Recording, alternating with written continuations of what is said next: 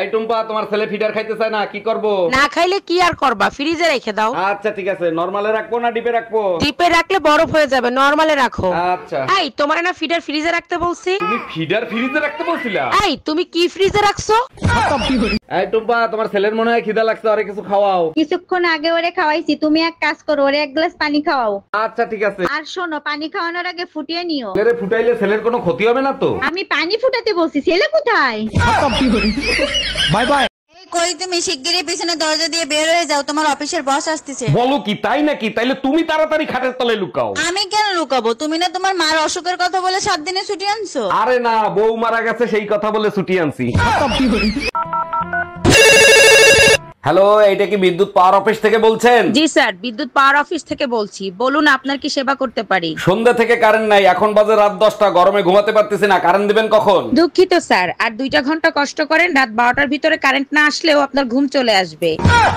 আম্মা, আমি বিয়ে করে নিয়ে আইছি, দেখেন মেয়ে দেখতে অনেক সুন্দর, শুধু কথা বলতে পারে না, বোবা। খুব ভালো কাজ করছিস বাজান, না কিছু বলতে পারবে না কারোর সাথে ঝগড়া করতে পারবে।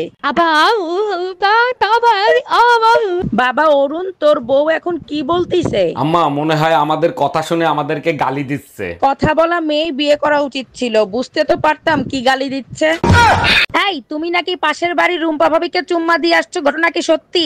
তুমি না বললা কাল রাতে তুমি স্বপ্নে দেখছো রুম্পা ভাবিরে আমি চুম্মা দিছি, তাই চুম্মা দিছি। হ্যাঁ বলছি, তাই বলে তুমি সত্যি সত্যি রুম্পা ভাবিকে চুম্মা দিবা? তুমি হয়তো ভুলে গেছো, বিয়ের সময় আমি তোমারে বলছিলাম তোমার সব স্বপ্ন আমি পূরণ করব।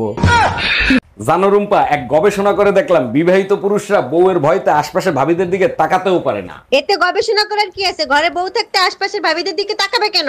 তুমি ঠিক বলছো, কিন্তু ফেসবুক এমন একটা প্ল্যাটফর্ম যেখানে অন্যের বউকে লাইকও করা যায়। তাই নাকি? তুই একবার লাইক করে দেখ, যে আঙ্গুল দিয়ে লাইক করবি সেই আঙ্গুল কাইটটা টুকরো টুকরো করে ফেলাবো। অরুণ ভাই, সবার বাসর ঘরের একটা না একটা কাহিনী থাকে, তা আপনার বাসর ঘরের কাহিনীটা কি একটু বলবেন? বাসর ঘরে ঢুকেই দেখি বউ প্রার্থনা করতেছে, হে আল্লাহ আমারে তুমি ধৈর্য শক্তি দাও। বলেন কি অরুণ ভাই, তাই নাকি? তা আপনি কি দোয়া করলেন? আমি একটাই প্রার্থনা করছি, হে আল্লাহ খাটটা জানি না ভাঙে। আচ্ছা, রমজান মাসে তো আল্লাহ সব শয়তান কয়েদ করে রাখে, তাই না? হ্যাঁ, যারা নামাজ রোজা করে তাদের ধারে কাছেও শয়তান আসতে পারে না। আমি তো নামাজ রোজা করি, তাহলে তোমারে আল্লাহ ছাইড়া দিছে কেন? মাগরিবের আজানটা শেষ হোক, তারপরে বুঝতে পারবা কেন। আজ প্রমিস ডেতে তুমি প্রমিস করো আমি মরে গেলে তুমি বিয়ে করবে না। প্রমিস করতেছি, তুমি মরে গেলে আমি কোনোদিন বিয়ে করব না, আর আমি মরে গেলে তুমি কি করবে? প্রমিস করতেছি সারা জীবন আমি আমার ছোট বোনের সাথে কাটিয়ে দেবো, আর তুমি কি করবে? আমিও বাকি জীবনটা তোমার বোনের সাথে কাটিয়ে দেবো, বিয়ে করব না। এই নিস্তালা রত্না ভাবির সাথে তোমার কি সম্পর্ক? সম্পর্ক? আমি তো তোমার ছাড়া অন্য কোনো মেয়ের দিকে ফিরেও তাকাই না। তাহলে রত্না ভাবি ভাইয়ের সাথে ঝগড়া করার সময় একথা কেন বললো? আরে বাবা, কি বলছে সেটা তো বলবা। যতদিন উপরওয়ালা আমার সাথে আছে ততদিন কেউ আমার কোনো ক্ষতি করতে পারবে না। আরে গাধা, উপরওয়ালা মানে আল্লাহর কথা বুঝাইছে। ভাইজান, আপনার বউ তো দেখলাম অনেক সুন্দর, উনি কি চাকরি করে নাকি? আর বললেন না, ওই চাকরিতেই আমার সর্বনাশ করে ফেলাইছে। বলেন কি? চাকরি করা তো ভালো, চাকরিতে কিভাবে সর্বনাশ করলো? নার্সের চাকরি করে, সিস্টার বলে না ডাকলে সে আমার কোনো কথাই শোনে না।